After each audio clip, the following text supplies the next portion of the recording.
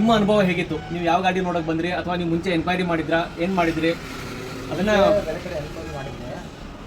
ಆಮೇಲೆ ನಂಗೆ ಇಲ್ಲಿ ಬಂದಾದ್ಮೇಲೆ 220 ಬಂದು ಬಂದಿದ್ದು ಹೇಳಿದೆ, ಇಷ್ಟು ಆಗುತ್ತೆ ಅಂತ ಹೇಳಿದ್ದೆ. ಒಟ್ಟಿನಲ್ಲಿ ನಾನು ಬಜಾಜ್ ಶೋರೂಮ್ಗೆ ಹೋದಾಗ ಇಷ್ಟೊಂದು ಹೇಳ್ಕೊಟ್ಟಿಲ್ಲ, ಏನೂ ಮಾಡಿಲ್ಲ. ಇಲ್ಲಿಗೆ ಬಂದಾಗ ಸ್ವಲ್ಪ ನನಗೆ ಸ್ವಲ್ಪ ಇದಾಯಿತು, ಹಿಂಗೆ ಮಾಡಬೇಕು ಹಂಗೆ ಮಾಡಬೇಕು. ನಮ್ದು ಅಂತೂ ಅನುಭವ ಆಯ್ತಾ? ನಂಗಂತೂ ಸ್ವಲ್ಪ ಅನುಭವ ಆಯಿತು. ಓಕೆ, ಅದಕ್ಕಾಗಿ ಏನೋ 220 ತಗೊಂಡಿದ್ದೆ, ಸುಮ್ಮನೆ ತಗೊಂಡು ಕೊಟ್ಟಿದ್ದೆ. ಈ ಥರ ಏನೋ ಮಾಡಿದ್ದಿಲ್ಲ. ಇಲ್ಲಿ ಯಾವ ಶೋರೂಮು? ನನ್ನ ಬಜಾಜ್. ಓಕೆ, ಇಲ್ಲಿ ಬಂದಾದ್ಮೇಲೆ ಈ ಥರ ಮಾಡ್ಕೊಂಡು ಇದಾಗಿದೆ. ಇಲ್ಲಿ ಚಾಯ ಶೋರೂಮ್ ಅಂತ ಅಕೌಂಟ್ ಇರಲಿಲ್ಲ, ಎಲ್ಲ ನೀವೇ ಮಾಡ್ಕೊಟ್ಟು ಅಕೌಂಟ್ ಎಲ್ಲ ಅಕೌಂಟ್ ಮಾಡ್ಕೊಂಡು ಎಲ್ಲ ಮಾಡಿ ಫೈನಾನ್ಸ್ ಮಾಡಿಸ್ಕೊಟ್ಟಿದ್ದೀರಾ. Thanks sir. ಗಾಡಿ ಕ್ಯಾಶ್ ಫೈನಾನ್ಸ್ ಅಲ್ಲಿ ತಗೊಂಡಿದ್ರಲ್ವಾ? ಫೈನಾನ್ಸ್ ಅಲ್ಲಿ ತಗೊಂಡಿದ್ದಾರೆ. Finance scheme, down payment, EMI ಎಲ್ಲ ನೀಟಾಗಿ ಎಕ್ಸ್ಪ್ಲೈನ್ ಮಾಡಿದ್ದಾರೆ.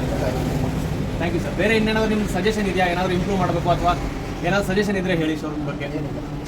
ಒಟ್ಟಲ್ಲಿ ನಿಮಗಂತೂ ಖುಷಿ ಆಯಿತು. ಬೇರೆ ಶೋರೂಮ್ ಕಂಪೇರ್ ಮಾಡಿದ್ರೆ ಈ ಶೋರೂಮ್ ನಿಮ್ಗೆ ಎಷ್ಟು ಕೆಲಸ ಚೆನ್ನಾಗಿ ಮಾಡ್ಕೊಟ್ಟಿದ್ರೆ ಖುಷಿ ಆಯಿತು. ಹೌದು ಸರ್.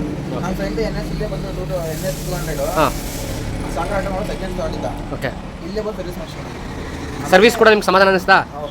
ಗಾಡಿ ಈಗ ಸ್ಮೂತಾಗಿ ಐತೆ ನಾನು, ಅದಕ್ಕೋಸ್ಕರ ಇಲ್ಲೇ ತಗೋಬೇಕಂತ ಬಂದಿದ್ದೆ ಸರ್. ಓಕೆ, ನೀವಿರೋದಿಲ್ಲಿ?